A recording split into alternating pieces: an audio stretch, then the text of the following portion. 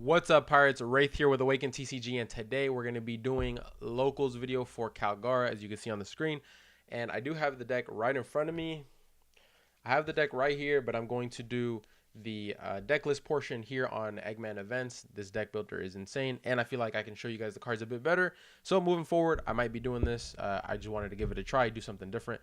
So for starters, our leader, Kalgara, the effect is Dawn ×1.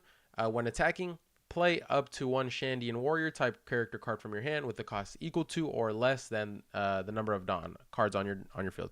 If you do, add one card from the top of your life cards to your hand. So basically, you take your top life, you got to play a Shandian Warrior from your hand, equal to or less than the amount of Dawn you have. So for this example here, Kalgara is a Shandian Warrior, 6 cost. So at exactly 6 cost, you can leader ability and play this.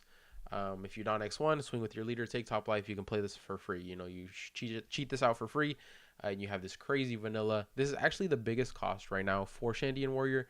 I think yellow might have got the most SRs in this set, but we did not get a single SR for Shandian Warriors. So yellow got a little bit unlucky. I think they got a bunch of Egghead SRs. But basically, let's go over this list that I'm currently rocking. So right here, we're going to have 4 Shura. Shura is basically our Sky Island Searcher. 2 Dawn, search top 5 for Sky Island. And as you can see here, we run 39 Sky Island targets. So this should honestly never be whiffing. Most of our deck is Sky Island. We have 2 Beiges. It's a unsearchable 2K, but if you hit this off trigger, it is insane. I mean, this is probably the sackiest card we have, right? We don't really like to play and, you know, play for that trigger and be like, oh, you know, I'm going to get a base here to win this. That's not the goal of this deck. But it is good to have, you know, a little bit of a backup plan. I feel like adding 2 of is enough where you can still use these as 2Ks, but like, you know, you might just hit that trigger, right? Add a little bit of a yellow into this yellow deck, right? It is a yellow deck. We have the Holy Ohm combo. So Ohm Holy. Ohm searches top 5. If you find a holy, you can add it to your hand, and then Ohm plays a holy out of hand. So even if you don't search the top 5 and find one of these holies, if you have it in hand, you can still play it. So it's still super good. A good 4 Dawn play, a good play on 5 Dawn where you can go 5 Dawn, you play a 5 cost Shandian, take leader effect, or take life, leader effect, and you Ohm holy. So now on 5 Dawn, you just cheated out 3 bodies. So very, very impressive. It can flood board very quick. This deck is very awesome. I think it's calling to me. I've been definitely playing this a lot more than I should have. We are making a guide on Patreon very soon. I have some gameplay up currently against Reiju. I'm going to be doing more gameplay videos, especially against the meta, and just dropping them on Patreon. Wiper here, it's a 2K that is searchable. Also, search top 5 for an upper yard, which is our stage here, which is another searcher. It just searches top 5 for a Sky Island. And this exclusively searches the upper yard, right? So rarely want to play this. I mean, if you don't have no other 4 Dawn play, and maybe you have an upper yard in hand, maybe you can play it. Try to find one, but if not, you can still play the upper yard. But mainly that's a 2K. I'm running 2 Godatsu. You don't have to run 2 Godatsu. I personally love Godatsu. I think people don't expect it in this deck. Especially if you're running into black and they go, you know, Kuzan on 4, and then you can just drop a Godatsu, and they're like, wait, what? Like, well, hold on. Swings of momentum. A lot of the times they like to play Khalifa to, you know, make sure their trash is okay, or they go Rebecca Brook, and you can just pop the Brook or pop the Rebecca, whatever it is. I feel like Godatsu on 5 is still really good. Other than that, yeah, it's probably just a 1K counter. Never really want to play it besides that. Satori. Searchable 2K, playable body off of life. If you get it, it's pretty sacky. There's probably like, and we only have these 2 triggers. This doesn't really do much. It just searches us. Draw 2, trash 1. Here, I mean, we don't have nothing crazy, right? We don't have infinite bodies. We don't have 40 triggers in our deck, right? So this is a very honest yellow deck, in my opinion. And then we have Wiper. This is a great Reiju counter. It bottom decks. So on play, you bottom deck a stage, a 1-cost stage, and then you search top 5 for a Shandian Warrior or a 1 upper yard. So it's another searcher, 5/7 body that you can cheat out with leader effect because it is Shandian Warrior. Next up, we have the best card in the deck, not searchable, but it is the most insane combo piece that we have. So on play, if your leader has the Shandian Warrior type and you have the Kalgara character, it specifies character, add up to 1 card from the top of your deck to the top of your life. So this is the 6 cost we were going over earlier. If you have this on board, then you play this, you heal a life. Basically, this is not searchable, but in my opinion, it is the best card in our deck because on 6 Dawn, we can just play Kalgara. We attach one to leader, cheat out Kalgara, take top life, and then we heal that same life back up. But we cheat out 2 big bodies on our 6 Dawn turn. So very, very insane. We run one of Snake, just a nice body to play on 5 to substitute the Gadatsu play. Maybe we don't need a wiper. Maybe we can stop their aggression a bit if they, have a unit on board that we want to freeze. This is always good right here. But it's just a one of, and then also it has the beige effect, except that is a 6 cost or less. We are going to be running 2 aces, and this card right here is honestly very, very good. A lot of the time, since our leader ability takes our life and they're swinging at us, we go down to 2 relatively quickly. So this should most likely always be live. If not, you can make it live if you're at 3 life, cheat out a body, take life, and now this is live and you can swing in another 7. So that's I feel like these slots here are very flexible. These 3 here, the Gadatsu, the Ace, the Snake. I think Ace might be less flexible, but I think the Gadatsu and the Snake are for sure flexible. Obviously, our best Sky Island here is Kalgara. 6-8, we want to cheat this out if we ever have the opportunity. Very hard to get rid of. An insane vanilla that just sticks. And then for our events, we're running 3 Blaze Slice, so Flame Split. This card is very, very good. 1, it gets rid of blockers if we're going for lethal. 2, it allows us to keep pressure on board if we're trying to go for control. This is not much of a control deck, but it has aspects similar to those of ST Luffy, where you kind of get your advantages from resources and playing combat. Because like ST Luffy, yeah, it can pop 1 thing a turn, but it's not like Lucci where you're double popping, establishing 4 bodies.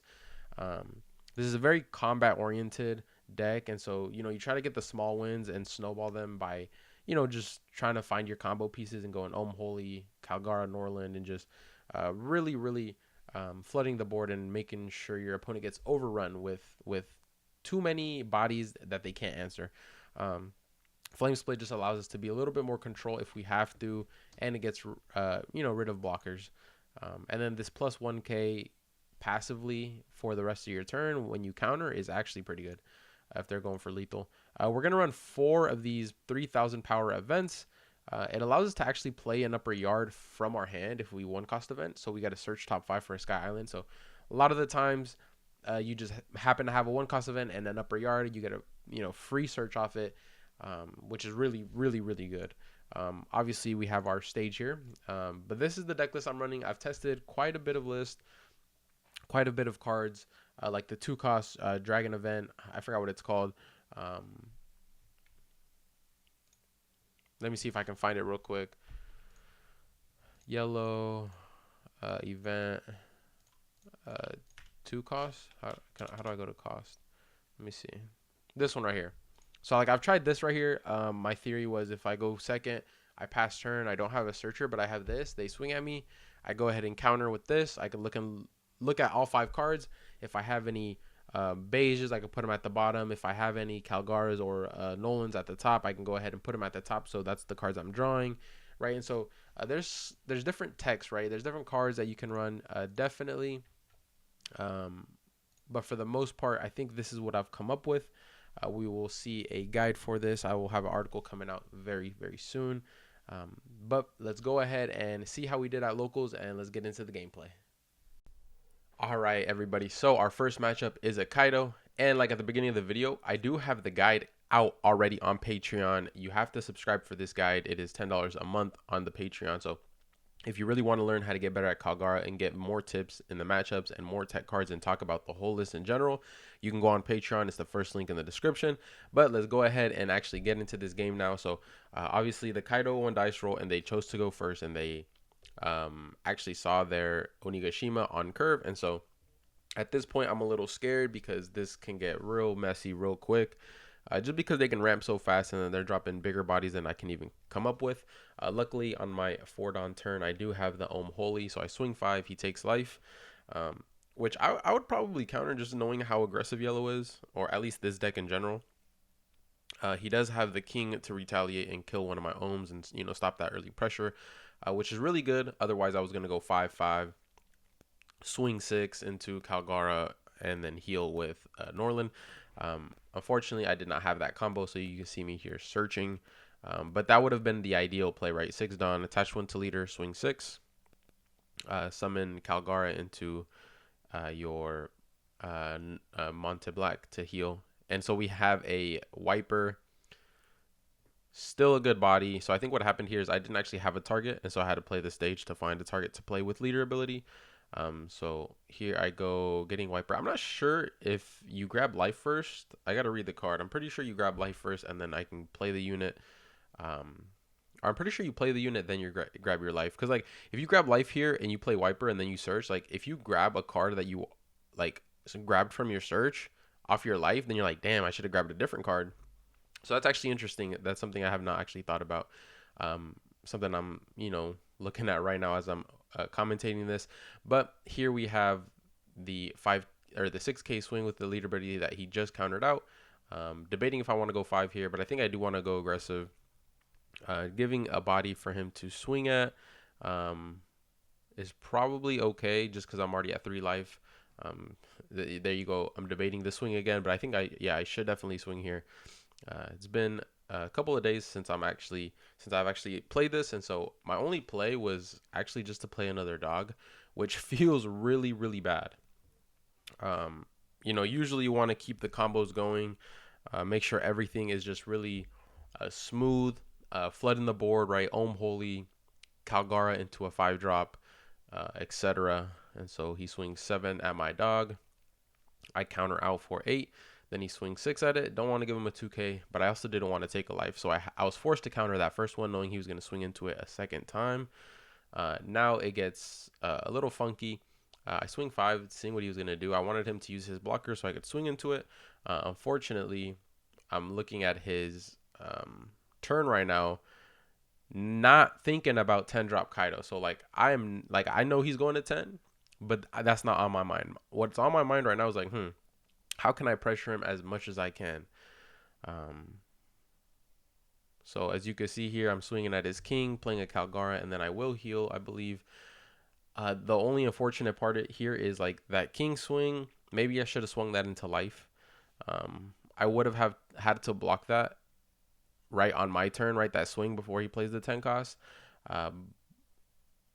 But at the end of the day, I think, it saved me 2 cards if he swings at my Ohm or Holy, right? So my 8K swing at his 7K body saved me 2 cards just because he let it go.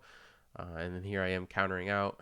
As soon as he starts swinging raw with everything, no Dawn, I'm like, oh, instantly knew it was coming. I'm like, damn. And so he was swinging at life there, and I'm like, you know what? I got to stay healthy. There it is. Just cleared my board, which is an insane play on his end. I definitely should have knew that was coming and just played more aggressive and not have, really just used all my Dawn to play a Kalgara into a Monte Black. I probably could have played 1 unit, but then, save the rest of my Dawn to just, have some fat swings, make it not as tempting for him to 10 cost. I could have done a little bit of a different play there probably. But, overall, it happened, and now I have to deal with the consequence of this Kaido being on board. Luckily, though, it does clear his board as well, and so, he has 2 life left over, and I have 3. And then his turn is, relatively weak just because, he's at, almost no Dawn. So, and now I'm really lucky that he took the 5K swing, but my turn was really bad. I just had to drop 2 5K bodies, Wiper no search, and then obviously Satori just a 2K out of my hand for 5 Dom for a 5/5. Feels really bad, but my hand was really, garbage at this point, and so I do get a Shura off trigger. Didn't really get much targets. I got a Gadatsu. I'm not sure if he runs any blockers that are KOable at that range, but his play is a queen, which is probably the best play he could have had. Gains a blocker, gets to cycle more, and then the Kaido is just going to be doing so much damage, which definitely hurts. I think from this point here, it's going to be really hard to come back from this position. I have a couple of options here. He doesn't have too many cards in hand. I think it's 4 or 5. And so I'm kind of just at this point doing math. It's what it comes down to at the end of the day. It's just do I have the guaranteed lethal with 1 blocker and 2 lives means I have to hit him 4 times, means every single one of my units has to swing and hit, and I don't think I can. But then when I swing 7 and I see him block, I'm kind of like, either A, he needs these cards to play next turn, or B, he has no counter, right? Because if I swing 7 and he takes, I'm going to just swing 7 again, and hopefully he just takes again. At any point, if he gave me 2 cards, what I really wanted to happen was him to give me 2 cards there, but I guess the queen block will have to do. Now at this point, I know I don't have to play for another turn, because I'm pretty sure at this point my hand is a bunch of counter. So I'm like, okay, well, if he just splits both of his splits both of his swings with Kaido and leader, I should be able to block out one of them. So I'm like, okay, this is fine. Now, one thing to note is that I just swung 6K at his life, and he gave me 2 1Ks, right? So that should give me all the information that I need to know. He has no 2Ks. He just gave me 2 1Ks. And so at most, he has 3 1Ks in hand. Most likely one of them is a brick. And so at this point, I'm debating whether I want to continue swinging at his life, or if I want to continue, or if I can use all my Dawn and just potentially kill this Kaido, right? So I think the biggest thing here is going 15K at 12, right? Do you have the 3K counter? You do not. Or he would need, what, 4K counter, and I know he didn't have 2Ks, otherwise he would have just used one on the 6K swing. And so as soon as he blocked that, I think that was my best course of action, was just get rid of the Kaido. I still have board presence. At most, he can swing 1 and kill 1, but then I'll be completely fine, right? And then boom, of course, another big body, just to make things a little bit worse. I feel like, at the top end, Kaido just wins, right? Kaido has the best top end. When it comes to single target top end, that's why Luffy is so good. Purple Luffy, just because, the top end, the big bodies that you have the access to are so good, right? Kaido, 7 cost kid. In the current meta, with black being the best deck in format, obviously that's not the case. But they still have a lot of options, is what I'm trying to, allude to. Like, they just have so much options. Unlike, different colors, top ends. I know green has insane top end. Yellow's top end is pretty good. I think blue is lacking for sure when it comes to top end. It currently, as of OP08, I think blue probably has some of the worst top end. And so here he plays king, kills another one of my bodies, swings, and so like I'm just like playing it slow and clearing his board, trying to play as defensive as possible. Again, very close to dying, but me knowing I have a lot of counter in hand, I'm not too worried. I'm just trying to get him into a spot where I can actually go for lethal. And so here I am swinging 6. He gives me 2 1Ks again, leaving him with 1 card in hand. And so I'm completely fine with that.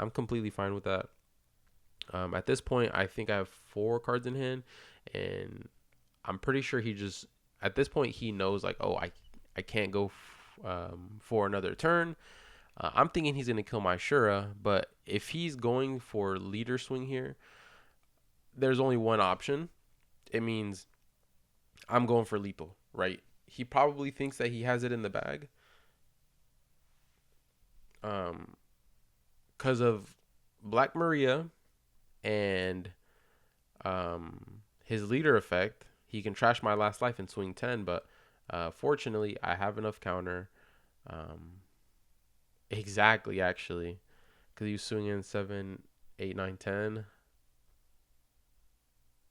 Yeah, I'm not sure what the math there was, but he should have swung at my Shura. He probably just expected me not to have the counter, which happens sometimes. You take the gamble.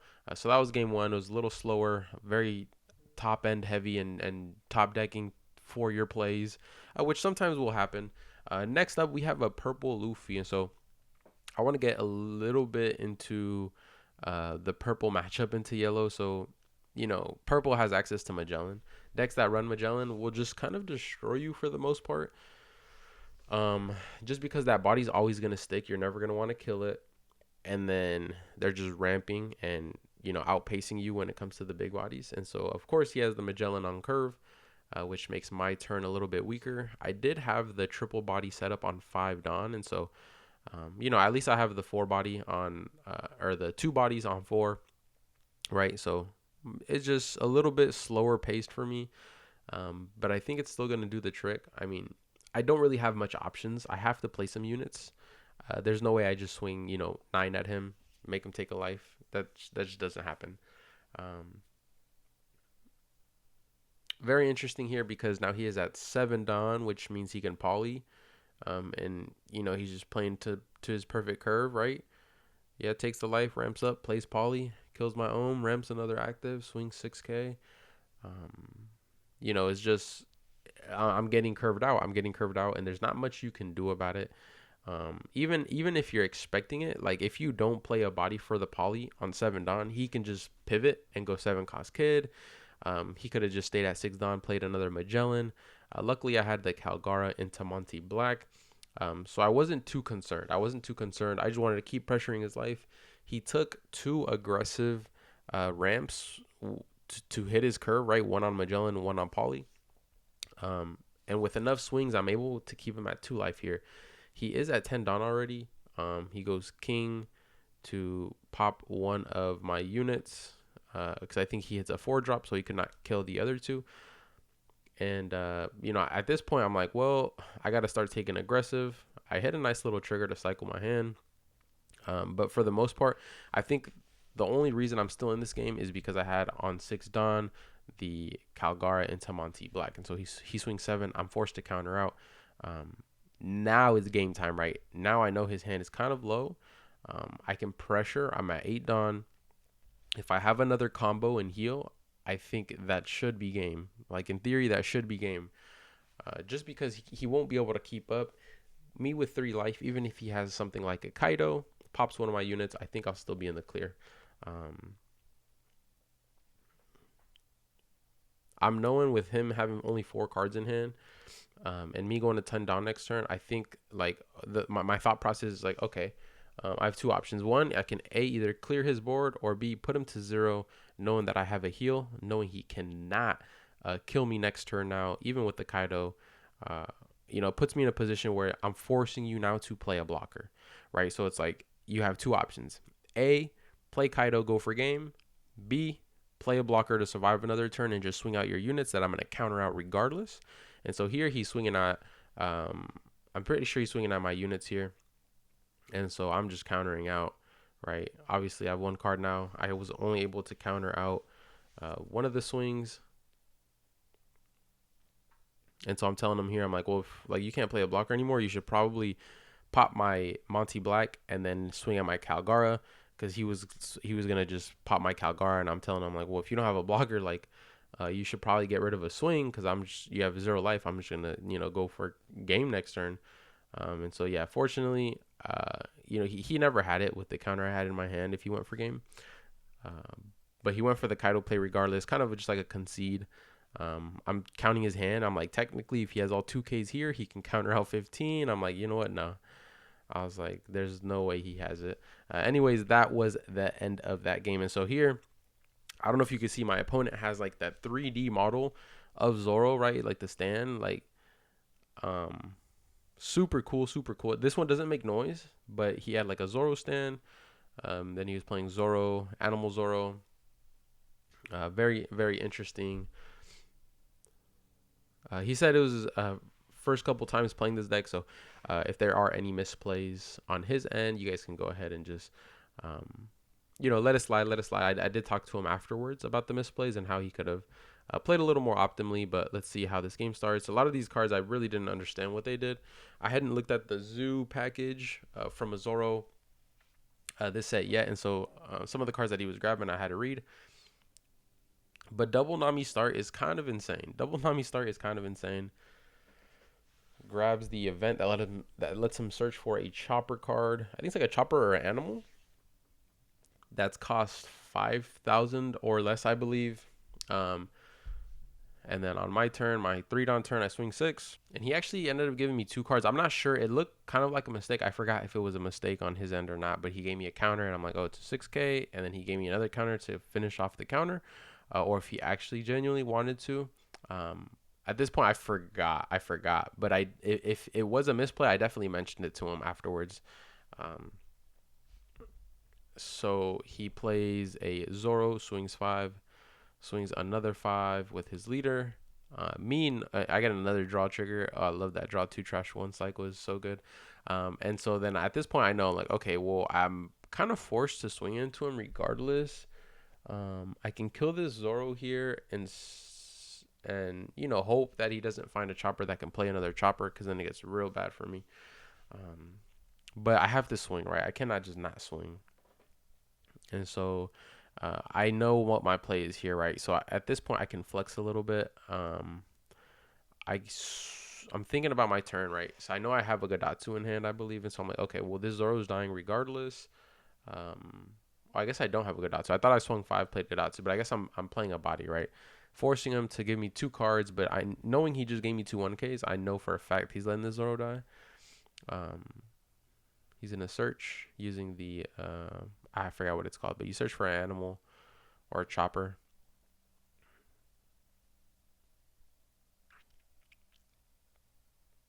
Again, me reading the card, not knowing exactly what it does. This is the first time me really seeing the package. I think I had seen it previously, like months ago, when I was looking at the new 08 cards. But when a lot of time passes, sometimes you forget the cards, especially if they're not like crazy in the meta. He does find a chopper, plays a chopper that could play a chopper, does not have any other choppers, and lets the Zoro go. And so I'm pretty content with that. My plays here, I think I'm just going to play a dog for 3 Dawn just to establish another body on board. Is that what I do? I guess I'm searching and prepping for my next turn. So the one good thing about Kalgara is it has 3 searchers. Technically 4 searchers, but 3 searchers you actually want to use, right? 1 being upper yard, 1 being Shura, and then obviously the wiper that bottoms the upper yard, and you search for either a upper yard or a Shandian warrior. So those are the 3 cards actually on the board right now. Those are the main 3 searchers, right? Technically you have the other wiper that searches upper yard only and then plays 1 out of hand, but you rarely want to use that. That's like last resort. Like, my hand is so shitty, and that's happened to me, but it's honestly rare.